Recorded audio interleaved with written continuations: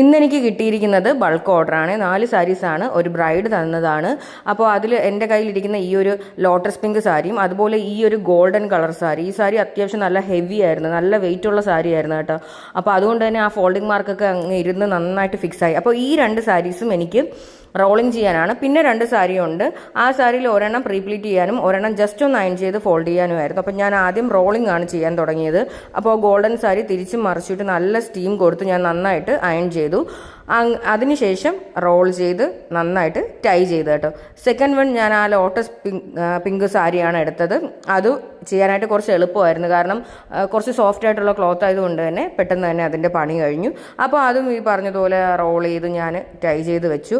അതിനുശേഷം കിട്ടിയ 2 സാരിയിൽ ഒരെണ്ണം ജസ്റ്റ് ഒന്ന് അയൺ ചെയ്ത് ഫോൾഡ് ചെയ്യാനും പിന്നെ ഒരെണ്ണം പ്രീപ്ലീറ്റ് ചെയ്യാനുമായിരുന്നു. അപ്പോൾ അത് 2 ഞാൻ ചെയ്തു. അപ്പോൾ റോളിങ്ങും പ്രീപ്ലീറ്റിങ്ങും ഒക്കെ ആവശ്യമുള്ള കസ്റ്റമർ താഴെ കാണുന്ന നമ്പറിൽ കോൺടാക്ട് ചെയ്യൂ. അടുത്ത വീഡിയോയിൽ കാണാം. ബൈ.